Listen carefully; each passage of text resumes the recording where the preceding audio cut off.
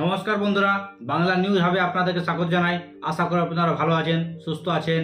আজকের ভিডিও আমরা আলোচনা করব এই যে রাজ্য সরকারকে সুপ্রিম কোর্টে বলেছে ডিএ নিয়ে, বা ডিএ কতটা পর্যন্ত সাকসেসফুল হয়েছে। আজ রাজ্য জানিয়েছে সুপ্রিম কোর্টকে কি কতজনকে এই ডিএ দেওয়া হয়েছে বা কত টাকা দেওয়া হয়েছে। সম্পূর্ণ আমরা এই ভিডিওর মাধ্যমে আজকে আলোচনা করব বন্ধুরা। তার আগে আপনাদের কাছে ছোট্ট একটা রিকোয়েস্ট আছে, যদি চ্যানেলটি সাবস্ক্রাইব করে না থাকেন তো প্লিজ চ্যানেলটি সাবস্ক্রাইব করে বন্ধুদের সঙ্গে শেয়ার করে দিবেন, এবং ভিডিওটি যদি ভালো লেগে থাকে তাহলে ভিডিওটিকে লাইক করে বন্ধুদের সঙ্গে শেয়ার করবেন। চলুন ভিডিওটি শুরু করি।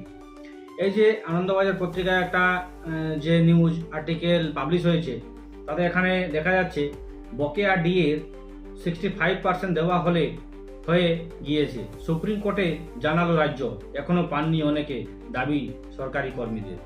এই যে প্যাঁচটা ফেসেছে এখানে সরকারি কর্মচারী এবং রাজ্য সরকারের মধ্যে। রাজ্য সুপ্রিম কোর্টে জানাচ্ছে 65% দিয়ে তারা রাজ্য সরকার দিয়ে দিয়েছে, এখনও 35%-এর কাছাকাছি বাকি আছে। কিন্তু অনেকে সরকারি কর্মীরা বলছেন কি আমরা পাই না। এটা সাধারণ ব্যাপার, কারণ রাজ্য সরকার নিজেই বলছে কি 65% দিয়েছে ডিএ, এখনও 35% বাকি আছে, অবশ্যই ধীরে ধীরে দেওয়া হবে। আরও এখানে লিখছে সরকারি কর্মীদের বকেয়া ডিএর জন্য ইতিমধ্যে 7,700 কোটি টাকারও বেশি দেওয়া হয়ে গিয়েছে, বাকি টাকারও দেওয়ার প্রক্রিয়া চলছে। সুপ্রিম কোর্টে এমনটাই জানালো রাজ্য সরকার। রাজ্যের সরকারি কর্মীদের বকেয়া বা মহার্ঘ ভাতা ডিএর 65% ইতিমধ্যে দেওয়া হয়ে গিয়েছে। মঙ্গলবার সুপ্রিম কোর্টে এমনটাই জানালো রাজ্য। যদিও রাজ্যের সরকারি কর্মীদের একাংশের দাবি অনেকে এখনও ডিএর টাকা পাননি। বুধবার ফের মামলাটি শুনানি আদালতে। মঙ্গলবারে সুপ্রিম কোর্টের বিচারপতি সঞ্জয় কারাল এবং বিচারপতি প্রশান্ত কুমার মিশ্রের বেঞ্চে মামলাটি শুনানির জন্য উঠে। রাজ্য সরকারের হয়ে এজলাসে সওয়াল করেন সলিসিটর জেনারেল তুষার মেহতা। তিনি জানান বকেয়া ডিএর 65% ইতিমধ্যে দেওয়া হয়েছে, বাকি অংশ দেওয়ার প্রক্রিয়া চলছে। রাজ্য জানিয়েছে এখনো পর্যন্ত 7,700 কোটি টাকারও বেশি দেওয়া হয়ে গিয়েছে।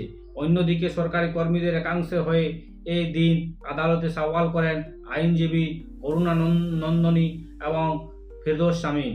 তাদের বক্তব্য, অনেক সরকারি কর্মী এখনই টাকা পাননি। তাদের সওয়াল, আদালতের রায়ে বলা হয়েছিল বঞ্চিত সব সরকারি কর্মীকে বকেয়া ডিএ দিতে হবে, কিন্তু সকলে সেই টাকা পাননি বলে দাবি সরকারি কর্মীর একাংশের। দুই পক্ষের বক্তব্য শোনার পর সুপ্রিম কোর্টের দুই বিচারপতি বেঞ্চে জানায় যে কর্মীরা বকেয়া ডিএ পাননি বলে দাবি করা হচ্ছে, তাদের প্রতিনিধিদের নাম আদালতের কাছে জমা করা হোক। মামলাকারী সরকারি কর্মীদের সেই তথ্য আদালতের কাছে জানাতে বলা হয়। বুধবার ফের এই মামলা শুনানি জন্য উঠবে সুপ্রিম কোর্টে। তারপর ওই সরকারি কর্মীদের বিষয়ে পরবর্তী সিদ্ধান্ত জানাবে আদালত। বস্তুত পশ্চিমবঙ্গের ডিএ মামলার মূল রায়ে সুপ্রিম কোর্ট জানিয়েছিল কর্মচারীদের বকেয়া ডিএর পুরোটা রাজ্য সরকারকে মিটিয়ে দিতে হবে। বকেয়া ডিএর 25% তৎক্ষণাৎ মেটানোর নির্দেশ দিয়েছিল আদালত। বাকি 75% ধাপে ধাপে কীভাবে মেটানো যায় যাতে সরকারের উপর বাড়তি চাপ না পড়ে, সেই সমস্ত বিষয় বিবেচনা করার জন্য একটি মনিটরিং কমিটি গঠন করে দেওয়া হয়েছিল। এই যে একটা ডিএ মামলাটা পশ্চিমবঙ্গের একটা অনেক দিনের অনেক বড় সংঘর্ষ রাজ্য সরকার এবং রাজ্য সরকারি কর্মচারীদের মধ্যে। তারা কোর্টের উপর কোর্ট, হাইকোর্ট, সুপ্রিম কোর্ট, সব কোর্টে তারা লড়াই করেছেন এই ডিএর জন্য। ডিএটা তাদের অধিকার, আইনত অধিকার। সেই জন্য এই লড়াই জটিল হয়েছিল, এবং সেই লড়াই সরকারি কর্মচারীরা চালিয়ে গিয়েছিল। সংগ্রামী যৌথ মঞ্চ এবং সরকারি কর্মচারী সংগঠন এই জন্য লড়াই করেছিলেন রাজ্য সরকার। তখন রাজ্য সরকারের সঙ্গে তখনের যে সরকার ছিল মমতা ব্যানার্জি, তিনি 3%, 4%, 5% হার্ডলি এই ডিএ বাড়িয়ে দিতেন। কিন্তু তখন রাজ্য সরকার, পশ্চিমবঙ্গ সরকার এবং কেন্দ্র সরকারের মধ্যে ডিএর ভাড়াটা অনেকটাই ছিল। সেই ডিএ তাদের অধিকার, সেই জন্য রায় দিয়েছিল সুপ্রিম কোর্ট কি তাদেরকে, সরকারি কর্মচারীকে এই ডিএ দিতে হবে। যে রায় হাইকোর্টে দিয়েছিল সেই রায় সুপ্রিম কোর্টও দেওয়া হলো। সেই একটা সিস্টেমেটিক করে দেওয়া হয়েছিল সুপ্রিম কোর্ট থেকে, যাতে রাজ্য সরকারের উপর বাড়তি চাপ না পড়ে এই সম্পূর্ণ যে ডিএটা আছে ও 25% তৎক্ষণাৎ দিতে বলা হয়েছিল সুপ্রিম কোর্ট থেকে, এবং 75% ডিএ যেটা আছে ধাপে ধাপে কিভাবে রাজ্য সরকার দেবে, একটা যাতে রাজ্য সরকারের উপর অতিরিক্ত চাপ না পড়ে যায়। কারণ রাজ্য সরকারকেও তো সরকার চালাতে হবে, অনেক খরচা থাকে রাজ্য সরকারের। যেমন এখন এই যে অন্নপূর্ণা ভাণ্ডার, সেটাতে অনেক টাকা রাজ্য সরকারের খরচ হয়ে যাচ্ছে, কীভাবে সরকার চলবে তার পরবর্তীকালে আমরা দেখব। যাই হোক, আমরা এখন ডিএ মামলা নিয়ে কথা বলছি। এই ডিএ মামলা যতক্ষণ সম্পূর্ণ নিষ্পত্তি না হচ্ছে, তাতে রাজ্য সরকারের চাপ বেড়েই থাকবে বা রাজ্য সরকারের উপর অনেক চাপ থাকবে। কারণ এই ডিএ আর তো ছোটোখাটো একটা অ্যামাউন্ট নয়, সেটা হিউজ পরিমাণের টাকা। সেই টাকা কিভাবে রাজ্য সরকার ম্যানেজ করবে, কোথা থেকে টাকা আনবে, কিভাবে টাকা দেবে, তাদের মধ্যে এটা মাথা ব্যথার কারণ সত্যিই বটে। কারণ যেভাবে এখন সরকার চলছে, ফ্রিবিজ বা আরও অন্যান্য নতুন নতুন প্রকল্প বা যোজনা, তাতে রাজ্য সরকারের প্রচুর টাকা খরচ হচ্ছে। রাজ্য সরকারের কাছে যেরকম আয়, সেভাবে খরচ হলে এগুলো কিছুই হবে না। যেভাবে রাজ্যটা ছেড়ে দিয়ে গিয়েছে দিদি, তাতে এখন বর্তমান রাজ্য সরকারের পক্ষে খুব সম্ভব হবে না এতটা খরচ ম্যানেজ করা।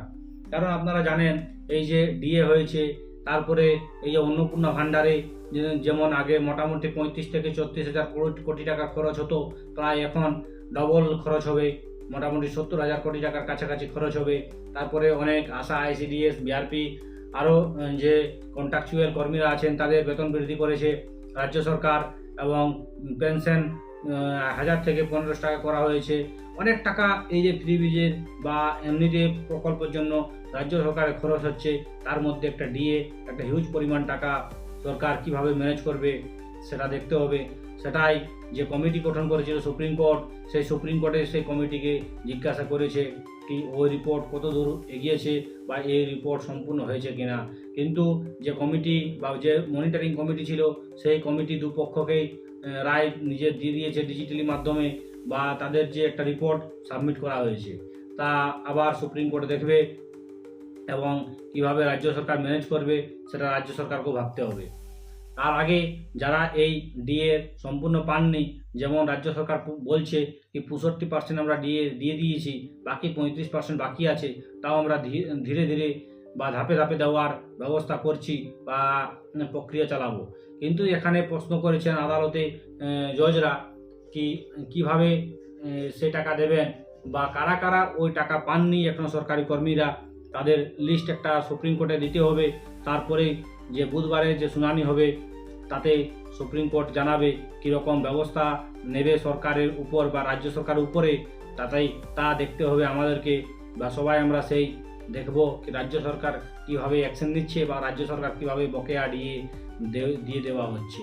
কিন্তু এখানে সবথেকে বড় প্রশ্ন হচ্ছে চুক্তিভিত্তিক কর্মীদের কী হবে। তাদের কেউ নেই, না মা আছে না বাবা আছে, মানে বলার উদ্দেশ্যটা হচ্ছে তাদের কেউ নেই। তারা 5,000, 7,000, 10,000, 12,000 টাকায় খেটে মরছে। সমকাজে সমবেতন, যে একটা শুভেন্দু অধিকারী একটা মন্তব্য করেছিলেন বা তার একটা যেরকম মনোভাব ছিল বা তখন যেভাবে বলতেন সমকাজ সমবেতন, সেগুলো এখন মনে হয় সব ভুলে গেছেন, বা সেই টাকা বা সমকাজ সমবেতন কবে করবেন তাতে দেখতে হবে। বা এই বিষয়ে সুপ্রিম কোর্টও কিছু বলবে না চুক্তিভিত্তিক কর্মীরা, কারণ এই প্রদেশটাই চুক্তিভিত্তিক কর্মী দিয়েই চলছে। কারণ রাজ্য সরকার যে কোনো রাজ্যের হোক না, তারা কোনোভাবেই রিক্রুটমেন্ট করতে চাইছে না, তারা কোনোভাবেই নিয়োগ করতে চাইছে না, শুধুমাত্র কন্ট্রাকচুয়ালদেরকে নিয়েই রাজ্য সরকারটা চালাচ্ছে বা সরকার চালার ব্যবস্থা করছে। এই কন্ট্রাকচুয়ালদের নিয়ে একটা করাপশনও করা সহজ হয়ে যায়, কারণ পার্মানেন্ট যে ভ্যাকেন্সি বার হয় তাতে করাপশন করলে একটু ইডি সিবিআই অনেক কিছু তদন্তের বিষয় থাকে, দুর্নীতি হলে, বা দুর্নীতি তো হয়েই থাকে। কিন্তু এই কন্ট্রাকচুয়াল কর্মী নিলে সেরকম একটা অভিযোগ আসে না। ওখানে 2 লাখ 5 লাখ টাকা যে কন্ট্রাকচুয়াল কর্মী নেওয়া হচ্ছে প্রতিটি রাজ্যেই, সেই জন্য এখন চুক্তিভিত্তিক কর্মীর সংখ্যা অনেক বেড়ে গিয়েছে। এখন পার্মানেন্ট থেকে চুক্তিভিত্তিক কর্মী বেশি দেখতে পাবেন আপনি। পঞ্চায়েতে যান, ব্লকে যান, এসডি অফিসে যান, ডিএম অফিসে যান, মানে বিভিন্ন সরকারি দপ্তরে আপনি ওই সব দেখতে পাবেন চুক্তিভিত্তিক কর্মীরা বেশি আছে পার্মানেন্ট থেকে। তো এটাই হচ্ছে আসল এখন অবস্থা রাজ্য সরকারের বা সরকারের, কি তারা নিয়োগ সঠিক মতো করতে পারছেন না, বা দিদি তো করেনি, দিদি তো যে হালে ছেড়ে গেছেন রাজ্য সরকারকে, মানে আর আবার ঘুরে দাঁড়ানোর পক্ষে নতুন সরকারের সম্ভব হওয়াটা খুব কঠিন। কারণ তিনিই তো চুক্তিভিত্তিক কর্মীর সংখ্যা অনেক বাড়িয়েছেন, বিআরপি থেকে বিএসকে থেকে আরও গ্রিন পুলিশ, আরও নানা রকম এনবিএফ, তারপরে প্রাণীমিত্রা, অনেক এরকম চুক্তিভিত্তিক কর্মী প্রায় পশ্চিমবঙ্গে 5 লক্ষেরও বেশি আছে। তাদেরকে সবাইকে যদি পার্মানেন্ট করা হয়, মানে রাজ্য সরকার কোনোভাবেই পারবে না, তাদের বেতন একটা হিউজ পরিমাণে খরচ হবে, আর রাজ্যের আয় সেরকম নেই। কীভাবে রাজ্য চলবে, বা কীভাবেই সরকার ডিএ নিয়ে পদক্ষেপ নিচ্ছে, বা বাকি ডিএ কীভাবে দেবে সেটা আমরা দেখব। এবং চুক্তিভিত্তিক কর্মীদের পরবর্তীকালে কীরকম সুযোগ সুবিধা রাজ্য সরকার দিচ্ছে সেটাও আমরা দেখব। আমরা এটাই আশাবাদী রাখবো রাজ্য সরকারের কাছে, যেন এই যে ডিএ মামলার সঙ্গে সঙ্গে রাজ্যে যারা চুক্তিভিত্তিক কর্মীরা আছেন তাদেরও খেয়াল রাখা উচিত, তাদেরও দুর্দশা অবস্থা দেখা উচিত। কারণ একটা পরিবার এখন যা বর্তমান অবস্থাতে 8,000 10,000-এ কোনো মতেই চলবে না, সেই জন্য তাদের একটা সম্মানজনক বেতন করে দেওয়া উচিত আমার মতে। আপনারা কি মনে করেন তা অবশ্যই কমেন্ট বক্সে জানাবেন।